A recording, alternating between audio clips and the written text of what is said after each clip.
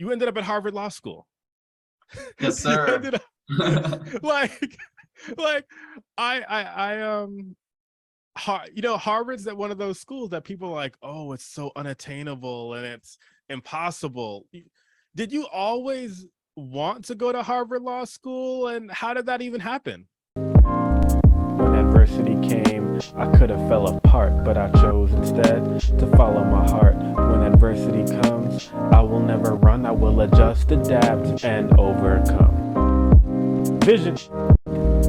Hello, everyone. Welcome, welcome all. Welcome back to your one-stop shop for everything empowerment. I am your host, Tariq Williams, and not only I am Vision of Hope, but you know what it is. We are Vision of Hope. And welcome back to the Speaker Vision podcast.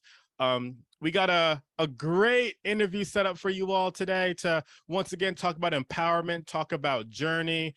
One of my best friends, my brother, when I lost my vision, actually, he was one of the first people that I met when I went to go get some training as a blind person. And he was really there for my journey. And he's an amazing individual. So I want to introduce you all to blind Harvard Law student, my brother, Syed Mahmoud Rizvi. Hey everyone, so happy to be here. Tariq's like a brother to me. He really, him and I really helped each other out with our journeys through blindness, and seeing everything that he's doing with his career and on this platform. It's really awesome. And I'm so happy to be here today and speak with you all and speak with Tariq about our journeys and how we got through a lot of stuff together. No doubt, man. No doubt. So happy to have you. October is Blindness Equality Achievement Month, and I was like, I gotta have my boy on. I think your journey is so cool, so great, and let's start to get into that a little bit.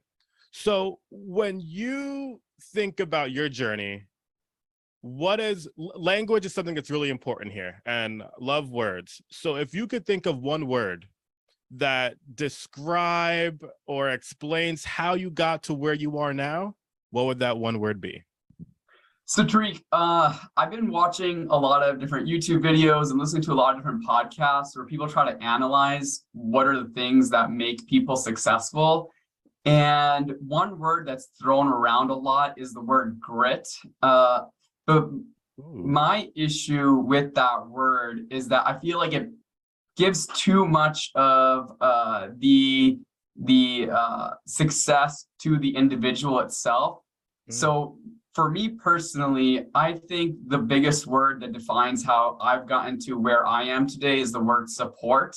Because I really don't think that I have personally done anything special within myself. I don't think it's my own grit or like my own hard work ethic or intelligence that got me to where I am. I really think it's support.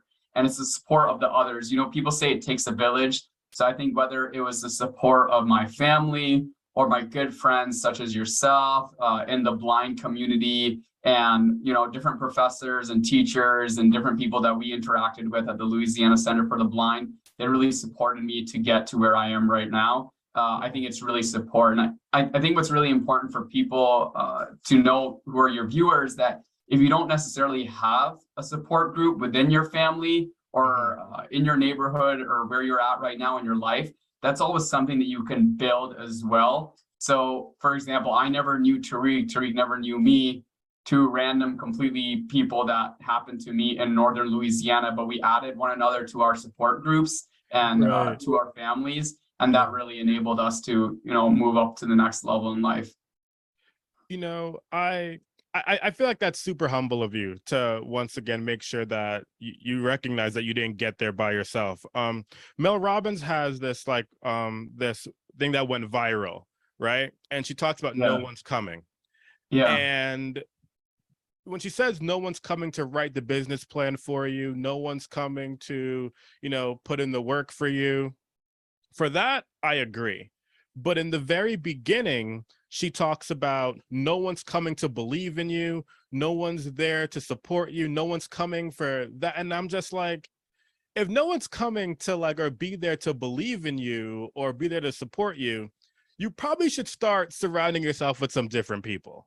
Yeah, exactly. And I think what it is that we like live in this hyper individualistic society where everyone tries to claim that their success is their own. If you look at people like Mhm. Zuckerberg or Gates, like we glorify these individuals and we think that they individually are so incredibly successful and they got to where they are. We never get the true story. And when you dig down deep, you don't like, then you find out that like, wow, these people came from particular types of families that really empowered them, or they were in the right place at the right time, or they have these amazing, incredible teams that are working with them. And I saw this stat the other day that actually one of the biggest ways to be able to move up in socioeconomic class is actually to have friends who are in socioeconomic classes that are above your own. Uh, so and like that's the best way to do it. It's not like your own individual work ethic or creativity. So I think that the one thing that is in your hands is choosing who your friends are and choosing what kind of family you choose to form for yourself. There's people who will be positive influences and the people who will be negative influences. And you want to Mhm. really surround yourself with the people who you want to be more like so you can kind of adopt the attributes that they display. No doubt about it. And that's why my platform is not I envision a vote, but it's a we thing, right? We are all growing and moving forward together. And that's Yeah, why I I'm trying love to create that. this community. And Yeah. so when you're talking about your support system and that togetherness, what people are going to be really interested in, and just in the general public, a lot of people don't know a lot about blindness. And Mhm. so when it's weird for me, right, to ask questions about blindness because I'm like, I'm in the community, I get it, but Yeah. I'm thinking about what people might want to hear. And so I'm thinking about this and curious to hear more from you in terms of tell us about how you lost your vision, your blindness, and how your family took that. Yeah, sure. So when I was 5 years old, as you all know, when you go to school, you have to get your vision and hearing test and your Mhm. overall physical. Right. And before I started preschool and kindergarten, I had to go in for my physical, and I kept failing the eye exam. And my parents were initially just thinking like, okay, he's just being a kid. He's not really paying attention to the eye test. But then when we went for follow-up appointments to different doctors, then we found out that I have something called Stargardt's disease. So that causes the degeneration of your retinas. And I'll leave the science alone just because that's like not very interesting. But the best way to describe my vision, it's like looking through a kaleidoscope. So I constantly see flashing colors and lights. Even if I'm in a pitch black room with my eyes shut, I Mhm. constantly see flashing colors and lights over my entire visual field. And then there's certain parts of the visual field that are missing. So it's like looking through Swiss cheese. And I think initially for my family, it was really tough. So my family is also originally from Pakistan.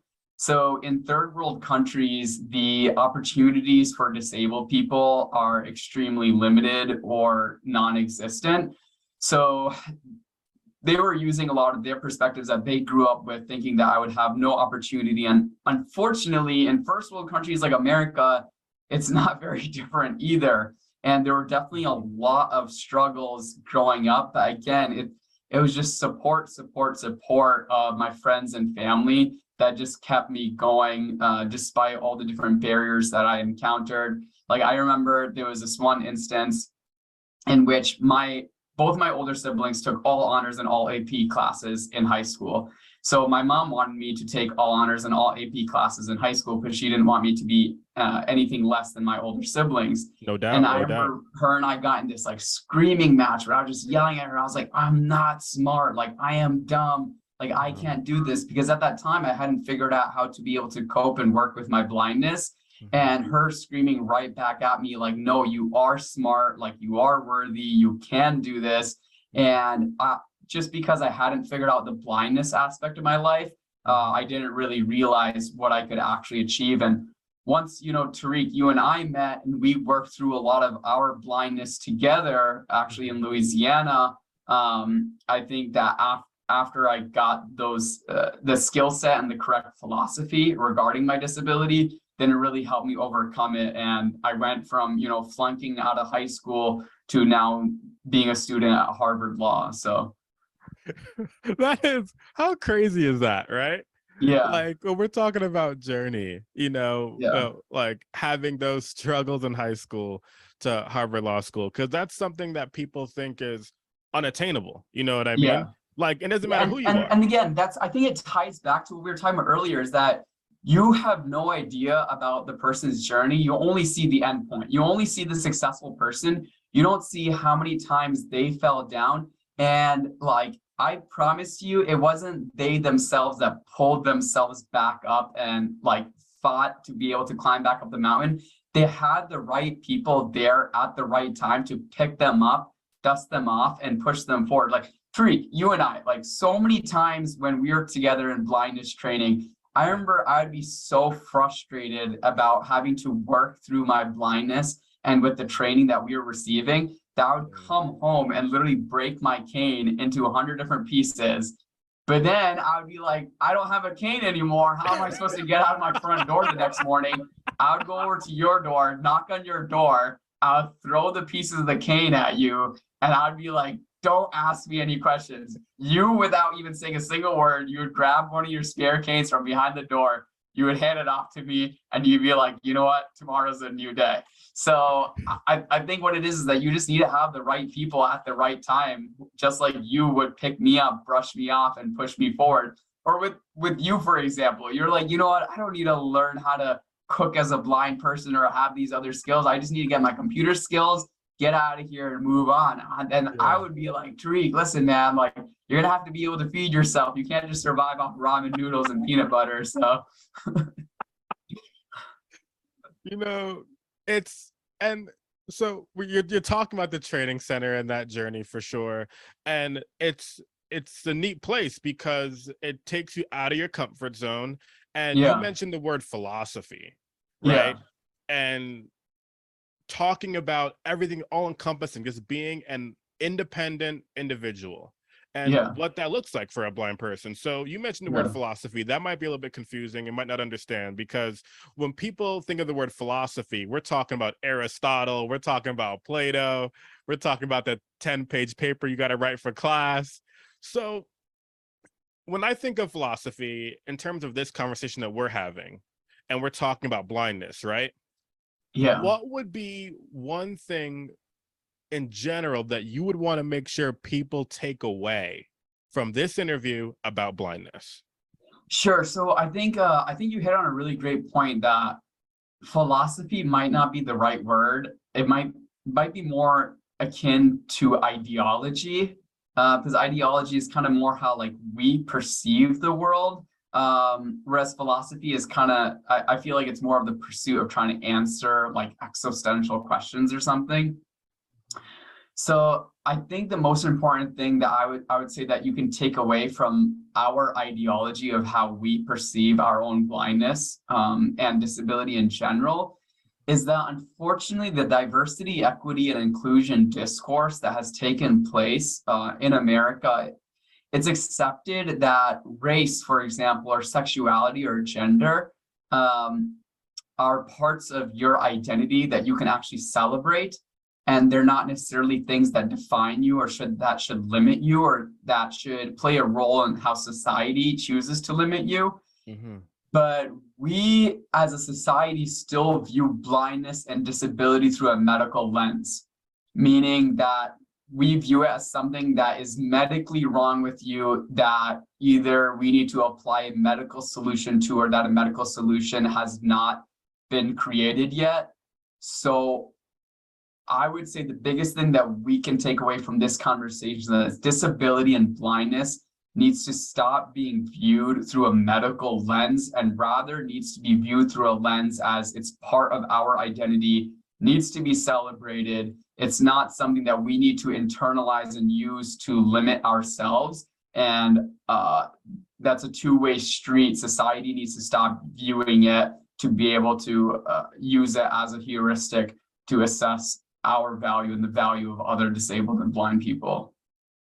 You bring up a great point. When we were at the Louisiana Center, right? Mhm. I feel like I thought that I was going to learn all these things that were going to completely reinvent the wheel. Yeah, And I don't think that was necessarily the case. we were surrounded by solid people, right? Yeah. And told about different skills to be independent. And some of those were just giving it a try and just doing it, right? Yeah. And doing some of those things for the first time. And so, and I remember we went rock climbing, and I was just like, blind people can I rock was better climb? than Like, that's you, a but thing, yeah. you Yeah. know? Yeah. And when we think about society and needing to, that medical model that you were talking about, I feel like it's really constant in the world today that everybody's trying to create the next big thing, the next Yeah. new thing, right? But Yeah. when it comes to, specifically with blindness, I don't think that necessarily has to be the thing, because just got to give the people an opportunity to get out there and do it. Yeah, and I think that ties back to the whole support theme. And I just want to clarify something with the rock climbing. Yeah. I feel more, Tariq, that it was me like pulling you up the wall. I think I was the one who's actually doing the climbing, but let's just get that straight real quick. So Okay. and I'm pretty sure you're the one who got stuck in the speleo box. And if nobody's ever gone through a speleo box, it's like this crazy cave simulator. But Right. yeah. Getting back to our theme of, I think that really ties back to the whole support system. And that, again, so many people think that like they're the ones who either have created, like invented the wheel, or they have to invent the wheel in their own lives. And especially as blind people, we tend to be the only ones in our area who are blind, in our school systems, in our workplaces, etc. And I think that's true for a lot of other identities too. Growing up as a Muslim Pakistani in Massachusetts, a lot of times I was the only, and I still am generally the only Muslim guy in the room, or the only, first generation American in the room, or the only Pakistani person in the room, or the only person of color in the room. So I think that a lot of times we feel that we have to reinvent the wheel, but tying back to the whole support system, I think it's so valuable when you humble yourself and you say, you know what? I'm actually really not that special, and break out of this hyper individualistic mindset that our society is in, and say that there are people who are just like me who have already achieved this. So when I need to figure out how to navigate a religious accommodation at my workplace, because I need to have to be able to pray 5 times a day, or I don't drink alcohol, or I only eat halal meat, or I'm blind, so I need to be able to have adaptive technology in my workplace to be able to do my job, I think you need to reach out to different people who are like you and have already been through that situation and add them to your support group. So for example, I have blind lawyers that I look up to and I interact with, and I ask them how they do their jobs at their law firms. I have Pakistani and Muslim lawyers that I talk to and ask them how they navigate religious accommodations at the workplace. And I've added them to my support system and my network and my family, so they're a resource that I can lean on. And I know, Tariq, you and I a lot of times have talked about being, double minorities, what it's like for you to be both Black and blind, what it's like for me to be like, Muslim and blind. And we bounce ideas off one another. And a lot of times that's just emotional support to one another, just working through, those intersectional identities. So you talk about, though, asking the questions and putting those people in your circle, right? Mm-hmm. And getting information from other people who've done it before.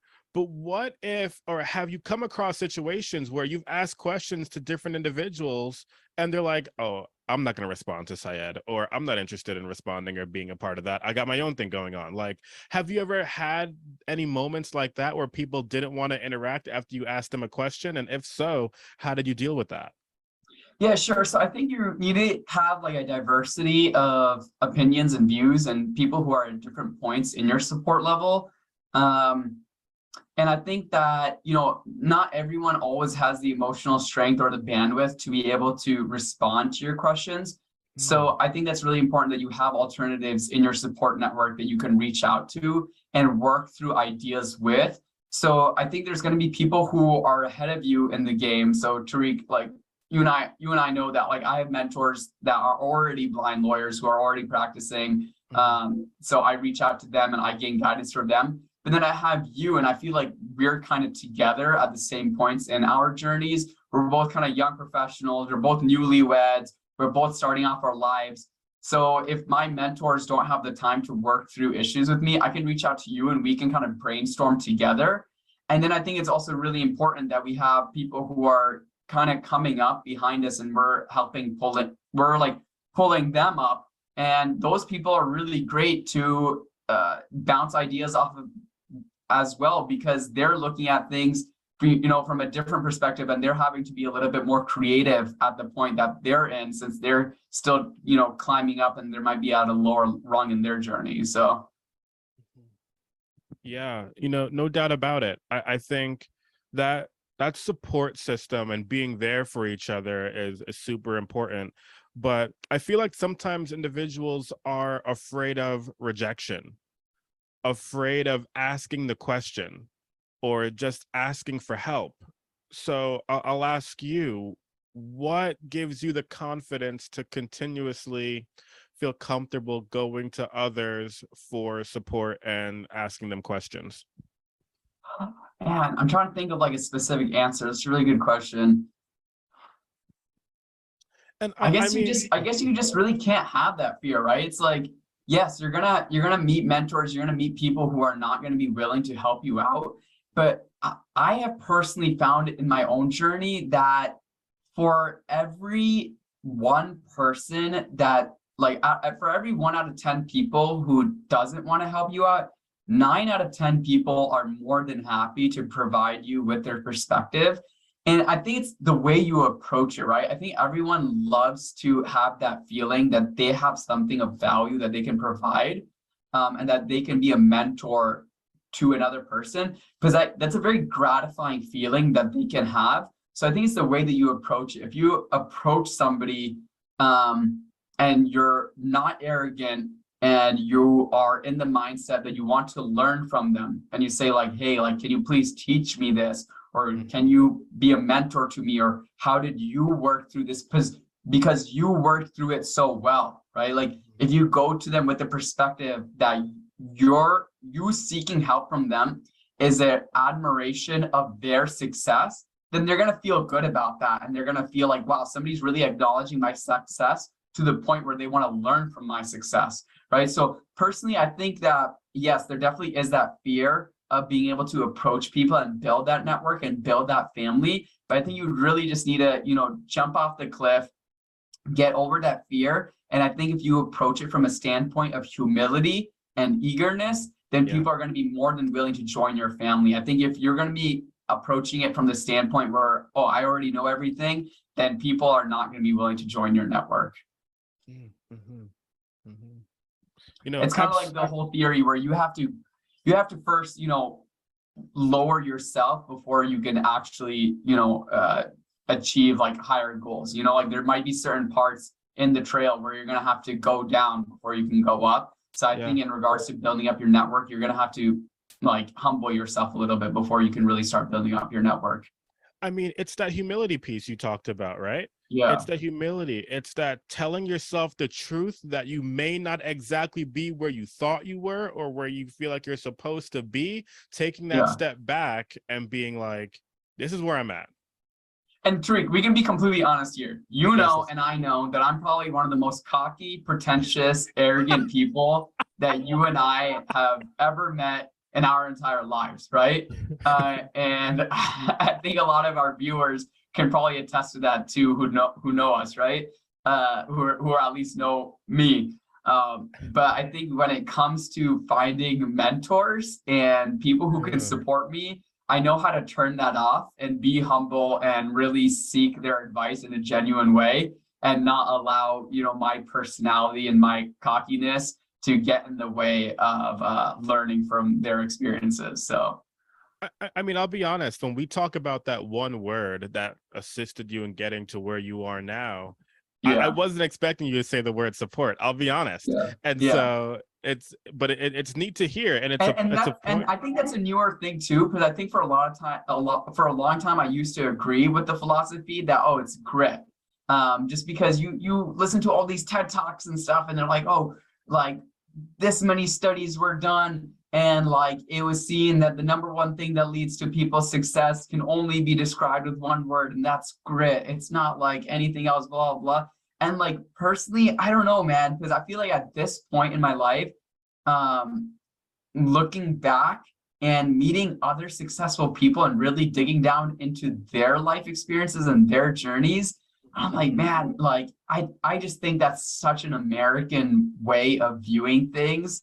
And I personally really have come to believe that it is support. And I think it was like my faith that really instructed that, and my family that really instructed that. And they constantly kind of deflated my head, and they said, hey, don't forget like what got you here, who got you here. Yes, obviously you had to work hard. Yes, obviously you had to be willing to take risks. But it was your brother and sister that stayed up all night with you reading your textbooks because they weren't in an accessible format. Right. It was Tariq who handed you a cane after you broke your own into a million pieces and said that I'm giving up on training. And he said, no, like you have to keep going, right? So I think people, and I think married life really has exposed that to me a lot as well, that it's not 1 + 1 = 2. I think it's, you know, having a partner, it's an exponential equation that 1 + 1 = 3. And having the support of somebody who can kind of fill in your weaknesses makes you be like 100 times more successful than you can ever be on your own. So that's fire. I love that. I love that. Yeah. You know, when you talk about that humility, let's just be real. I don't subscribe to the idea of one size fits all. Like it's an equation. It's an equation, and everybody's equation is a little bit different because we all have our individual journeys. No doubt about it. No doubt. And so as you've continued your growth and you've gotten to where you are now and you're continuing your journey and recognizing this humility and support and how you got to where you are and how working hard and all those different things are a part of your journey, you ended up at Harvard Law School. Yes, sir.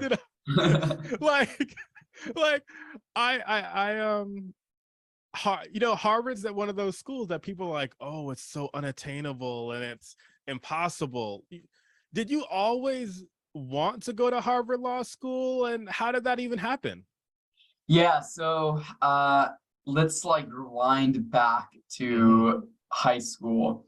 So I had a really tough time in high school because with the degenerative eye disease, I never knew whether I was blind or if I was sighted, because I could see some, but I also couldn't see fully.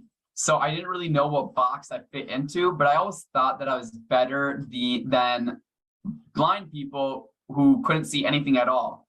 But when I went to college, I met a couple blind kids who are fully blind, and they were running circles around me in academics and how they were achieving in life. And I'm like, man, maybe I'm not doing something right. And really coincidentally, a blind Harvard Law School student reached out to me at the time through this scholarship that I had applied for and asked me if I wanted to connect. And I remember being so frustrated by seeing successful blind people, because I'm sure this happens with you too, Tariq, that family members would send me like Facebook articles and YouTube videos about this blind person who climbed Mount Everest, and this blind person who owns their own business, or the blind person who, you know, became an engineer or a lawyer. And at that point in my life, I thought that was so frustrating and so annoying, because I was like, man, I know how hard this is. Like, these kind of things just make me feel worse, because they make me feel as if I have something internally wrong with me. Like, why can't I be like these blind people? So when this blind Harvard Law School student reached out to me, I was like, you know what? I need to go meet this blind person who makes me look bad and makes me feel bad about myself. Because what is it that he has internally that I don't have that's allowing him to be able to be at the point that he's at? And I remember it was a few-hour bus ride away, but I figured, you know, I had nothing to lose. So I think actually he got me a bus ticket, and I went out to Boston, and he gave me a tour of Harvard Law School. And so vividly, I remember running my fingers along the tables in the library, thinking like, wow, the world leaders that have studied at these tables, like people like Barack Obama and all these other amazing world leaders that have really impacted people's lives, studied at these tables. And I remember turning to him in the library and telling him, like, so aggressively, because I knew it to be true, I said, I could never study in a place like this. Like, this is not where I belong. Going back to the argument that I had with my mom, saying that like, no, I'm not smart, I'm not worthy, I'm dumb, I'm stupid, I do not belong to be in honors and AP classes, let alone ever study at a place like Harvard Law School. I remember him reaching out his hand to me and saying, no, you definitely can study in a place like this. You just don't have the right support systems right now to be able to work through your blindness and to be successful enough to be at a place like this. So long story short, I know we don't have all day, but I added him to my support system.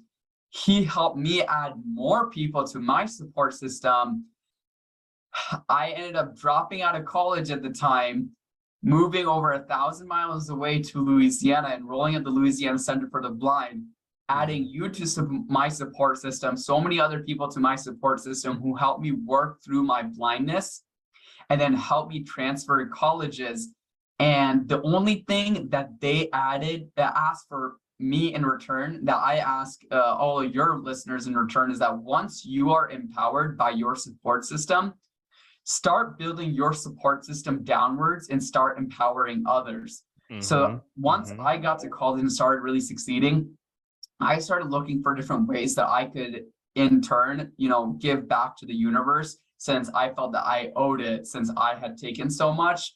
And that's how I got more involved in my advocacy work. And that started more on the legislative side and more of like the mentoring side, hosting. Tariq, you and I have traveled the country hosting empowerment seminars. We've traveled to DC. We've lobbied on Capitol Hill, tried to push through legislation to empower blind people. And I felt that the next step in that empowerment was be able to take that empowerment to the courtroom and the corporate boardroom, and be able to really assert our belonging as blind people in society through those two different channels. And I eventually saw that as attending law school, that would give me the tools to be able to do that. So I actually remember I was at Washington Seminar, which is when a bunch of blind people visit Capitol Hill to lobby and push through legislation. And I was leading a team, and I was getting ready in the morning. And as always, I think this is something you and I both share, Tariq, just because we love to look beautiful in the morning. Sometimes we can be running a little late. So I remember I was brushing my teeth.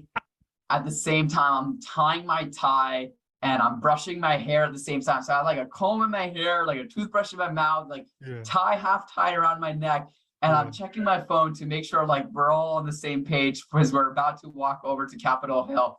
And I see that there's an email that came in from Harvard Law School saying that, and they can't say whether I got in or not in the email. They're saying an admission decision has been made, log into your portal. And I'm like, oh my God, I don't have time for this. So I prop open my laptop, I open it up in the bathroom counter while I'm like brushing my teeth and the water's running. And I'm logging in through my portal. And I remember reading just the first word, congratulations. And I thought back to my whole life, and my whole family's history, that my family experienced genocide in India. They had to move to Bangladesh. Another genocide took place in Bangladesh. They had to move to Pakistan. Another genocide took place in Pakistan. They had to move to Ireland. My father realized that as a Pakistani doctor in Ireland, he would be never considered at the same level as his Irish counterparts. He heard about the American dream. We came to America. A couple years later, 9/11 happened. Islamophobia tore through America. Then the rise of Donald Trump, who said that he wanted to ban all Muslims from America. My own struggles with my blindness, screaming at my mother, I don't belong, I'm not smart, I'm stupid. And reading that one word, congratulations, from Harvard Law School was so world-shattering that despite the multiple genocides, having to move all around the world for generations of my family, despite my own individual struggles with my own blindness and my own family living as Pakistani Muslim immigrants in a post 9/11, post Donald Trump world, I was able to reach a point like Harvard Law School. I remember I just broke down crying and I FaceTimed my mom, and she thought I had an overdose or something, because here I am with foam from the toothpaste running down my face, lying on the bathroom floor, sobbing. And she's like, oh my God, what happened? Where are you? Like, tell me where you are. I'm going to come help you out. And I told her, I was like, Mom, I got into Harvard Law School. So then she started crying too, and she ran to her parents' room because it was her parents that had gone through the multiple genocides in India, Bangladesh, Pakistan. And she started crying, and she told them that, like, my son got into Harvard Law School.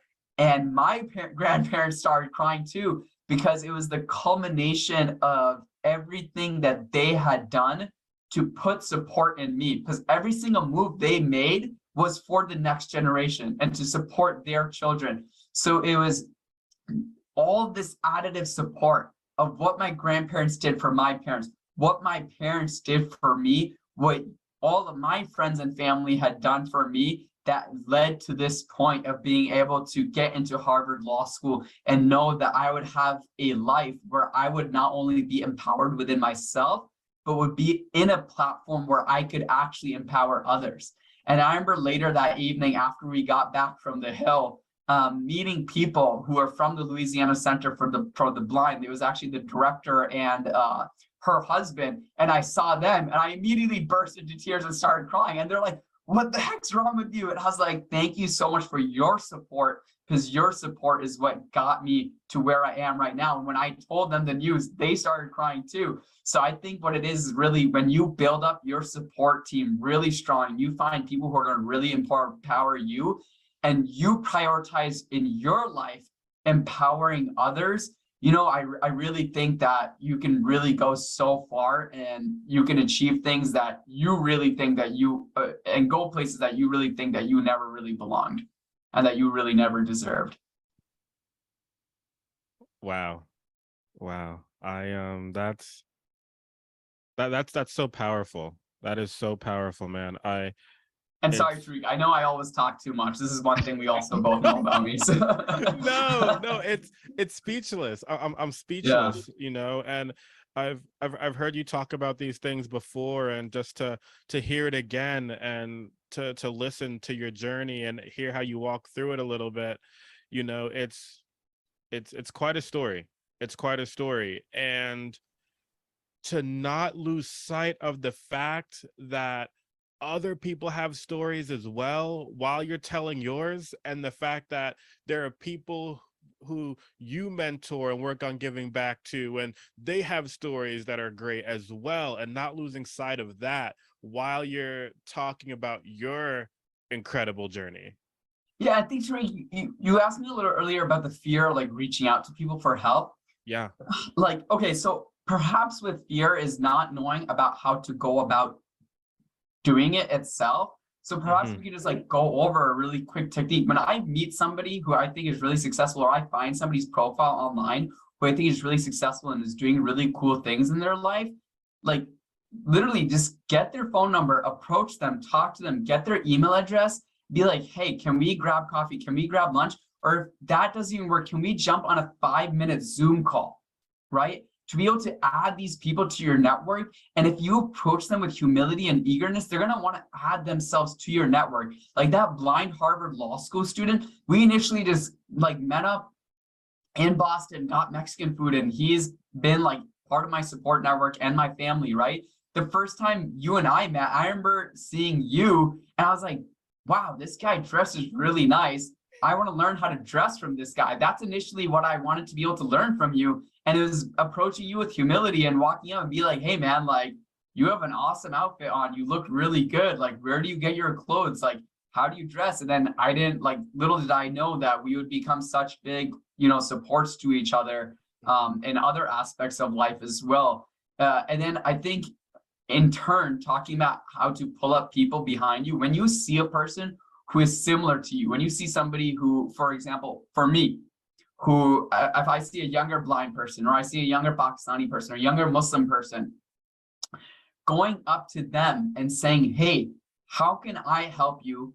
And not being arrogant or stuck up, not saying like, "Oh, look at me, look what I've achieved, you should grovel at my feet." Instead saying like, "Hey, I've been really lucky and fortunate to have really great mentors who have helped me come to this point in my life. So I would love to help you in any way that you want, to be able to help you in your journey." I think that's the easiest way of going about both things. and telling that person, hey, let's jump on a Zoom call, or I'll buy you coffee, so they might be more willing to allow you into their support network. But I really believe in karma, that what you take from the universe, if you don't put it back into the universe, then that's going to eventually come back to bite you. So yeah, no doubt about it. No doubt about it. I think, if we all took more time in this world to think maybe a little bit less about ourselves and more about those around us, can you imagine what our world would be like? Could you imagine? It would be. And it's really healing too, right? So like after we jump off this podcast, I have to call one of my law school mentees. And that's sometimes now like my favorite part of the day, because it's so healing to help somebody out and give somebody something that I can give so easily. It really doesn't cost me anything, And I think that the really unintended theme of this podcast today has become support. Right. And I think that in order to be able to have support for yourself, you really need to be able to also be willing to give support to others. So. And, I'm really happy we defined this word support, because so often when we think about supporting, and specifically a blind person, right? Like, oh, like, let me help you cross the street. Oh, like, you can't do X, Y, and Z. Let me do it for you. And that's not what we're talking about, right? Yeah. We're talking about empowering. Like, you had so many people empower you to be you. And sometimes, so Tariq, you and I have talked about this a lot. Sometimes, as people who are who are successful, we forget, again, we go back into that individualistic mindset where we think that it was something that was internal within ourselves that allowed us to be here. So when we find people and we try to give them support and we try to give them knowledge and empowerment, we get so frustrated that why are they not taking it? Why are they not taking advantage of this situation? Like, what's wrong with them? There's something that's internally wrong with them. But we don't remember that for us, we might have been, stubborn and afraid of failing initially as well. And it was multiple people who continually tried to push us forward, that finally pushed us over the edge, where we were willing to believe in ourselves and have the internal change and internal shift. So I think one thing that's really important is meeting people where they're at, not meeting the law school mentee and being like, why'd you do so bad on the LSAT? Why aren't you Harvard Law School material? Like, what's wrong with you, right? It's like, no, meeting them where they're at, figuring out what their personal goals are in life. They might not want to be like you, right? Like, different people want to achieve different things. People want to have different things in life, right? So for some people, money might be defined as success. For other people, it might be defined as prestige. For other people, it might be, having a family and being involved with their faith group and community. So, man, I, like you, love empowering others. It does make me think about how others empowered me to be where I'm at. But it's so funny and mind-blowing that I went from not being able to cross the street as a blind person to now teaching other blind people how to cross the street. Teaching other blind people. Yeah, exactly. Yeah. How crazy is that? You know what I mean? And so it just speaks to the journey. It speaks to the support of others around us, believing in us to then move forward. I do believe that working hard is a part of the equation. Of course it is. But that support system piece is no doubt about it strong. No doubt about it strong. Yeah, man, this has been amazing. I have a couple more things for you. So when we're talking about that support piece that we've kind of really discussed, and we talk about obstacles, you talked about quite a few things in your journey. One of my last few questions for you are, when we talk about some of those different struggles between you getting that congratulations to Harvard Law School and when you found out you were losing vision at the age of 5 to Stargardt's, and in the middle, having that conversation with your mom about thinking that you'll never amount to anything. What were some of the things that, what is it that you do specifically to get you through obstacles? I know you mentioned getting really frustrated, but when you get so frustrated, how do you get through those moments? Yeah, I think you can have like a few different outlets. So I feel for me, so I'm an extrovert. I really heal and like recuperate by spending time with others. So I Right. think always having a really good like support friend group. I think that's why like, Tariq and you and I and a couple of our other friends will stay on FaceTime till like 3, 4 a.m. And I think this happens like at least once a month. Um, and and I think that really speaks to our personalities. And I always find those sessions to be like extremely cathartic. And we kind of just like shoot the breeze and talk about the super random stuff and like here and there. But I just think the next morning when I wake up after that, I just feel so refreshed, even though Wow. we were up until 3 or 4 a.m. And I Right. think it's just having that outlet. So I Yeah. think having good people around you can be really healing and really help you get through a lot of that emotional frustration. But I think also having alone time where you Yes. can have something that complements your life. And I think that's the introverted part of our personalities can be really healing as well. So I think you and I actually both approach this in a very similar manner as well. And I think it actually speaks to how alike we are. But I think for both of us, that's going to the gym and lifting weights. Right. And I think the reason why that's so healing is that when you go through emotion of like lifting up something heavy, it makes you feel powerful and feel strong. Yeah. And the way progressive overload works is that, I'm forgetting the exact name of the story, but there's this like age-old story that's told about how progressive overload works with weightlifting, and that there's a little boy and he has like a pet, like a baby donkey, and he picks up that donkey and he carries it every day. And as he grows bigger, so does the donkey grow bigger and heavier. So he picks up that donkey every day and keeps carrying it. So little does he know he's getting stronger and stronger and stronger and stronger day by day. So I think the first day when you walk into the gym, you pick up that 5-pound dumbbell. And then a couple years later, you're lifting that 20-pound dumbbell. And a few years later, you're lifting that 50-pound dumbbell. Right. Seeing those numbers grow up, like Yeah. move up. And when you Yeah. look back and see like, man, when I was picking up those 5-pound dumbbells and I saw all these other people picking up heavy weight, I thought I could never lift heavy weight like them. But now I'm lifting the 50s and there's somebody next to me and they're lifting the 20s. So now they're looking at me and seeing how far I am on the journey, and they're thinking that I could never be at that point. I think in that way, weightlifting is a really healing and healthy motion to go through in life, not only physically, but I think the kind of emotional and mental and spiritual impact that it has on you. Of not only lifting a heavy weight, right? Like you're lifting an obstacle out of your way. I think that in itself is a powerful movement, but then also the method of progressive overload, where you can actually see the numbers of how you're getting better day by day. I think that can be a really powerful motion as well.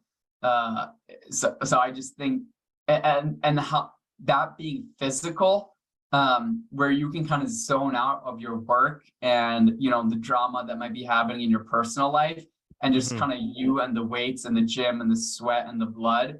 I think it's a really great way to kind of distance yourself and take yourself out of your day-to-day life. And I just know that like 1 or 2 hours in the gym a few times a week is just kind of such a powerful period of my life that It's I how you really take couldn't that trade time for for anything. yourself. So yeah. And it's how you take that time for yourself. No doubt. No Yeah. doubt. So I'd say it's those two things, having that outlet that can be numerically measured and that is physically challenging and that you can kind of zone out. So for other people, that might be like, I don't know, working with your hands on like wooden something or another, right? So I think for you and I, Tariq, we both have the weightlifting, and then we both have the spending time with others that we both use to kind of heal and recuperate. Right. No doubt. No doubt. How's Harvard Law School going, man? It's good, man. I think the first year was pretty tough, but the second year is definitely going a lot better. And it's just about building my support network here and finding friends who, I can really connect with, and also finding a decent gym. Unfortunately, the weightlifting part of our gym is actually indefinitely closed. So just finding, weightlifting resources in my area that I can kind of tap into. And also, we talk about the support network and stuff, finding external forces that can keep me going. So finding different buddies that I can study with. As I told you last night, I got a lifting coach. So that's somebody who kind of forces me to get to the gym a couple of times a week. So it's going well so far, man. I'm enjoying it. That's awesome. I always used to hate graduate? school. When will you be? When do you graduate? 2024. So I always used to hate school, but now I'm realizing that school is about to be over, and now I'm really realizing how much I love it. Yeah. Because at the workplace, you can't just take a nap between lectures, or all these different kind of like the flexibility you have in school. I don't think you really have it in work life. So definitely trying to enjoy it while I still can. Last but certainly not least, let's start this. Let's end this how we started it. So, what would be one word that will speak to where your future is? So I think what got me here is support. And I think the next stage of my life needs to be impact focused. So I would say impact, because I feel like once you have empowerment and you are empowered yourself, then you need to go out and seek how you can, spread positive impact. So I think my first word was support, and my ending word, hopefully in this next stage of my life, will be impact. Make it happen. Make it happen. I love that. Just trying to get on your level, Tariq. So, I mean, just being real, right? That impact piece is so strong, though. Part of the reason why I created this is because I wanted to extend my reach. There's somebody somewhere who needs to hear this conversation. Yeah. I don't know if I know who that person is. Maybe I do, maybe I don't, maybe I never will. But this will be out there for someone to listen to and recognize that their dreams are waiting. So let's go get it. Yes, sir. And man, with that being said, any final words for the people? No, sir. Just get her done. Let's get it done. Let's make that impact, man. Thank you so much, everyone, for hanging out with Syed and I. It's been a pleasure. Syed, thank you so much for being here. It's been amazing talking empowerment, talking support, talking moving forward. And with that, I just want people to recognize and understand that blindness, any limits that the world is putting on you or that you feel like you have, don't let it affect you moving forward. Don't let it affect you being you. And with that, ladies and gentlemen, everyone who's here, thank you so much for watching. And remember, thanks for having me, Tariq. It was a great time. Love it. Not only I am Vision of Hope, but we are Vision of Hope. Our Vision of Hope. Have a good one, everybody. When adversity came, I could have fell apart, but I chose instead to follow my heart. When adversity comes, I will never run. I will adjust, adapt, and overcome. Vision.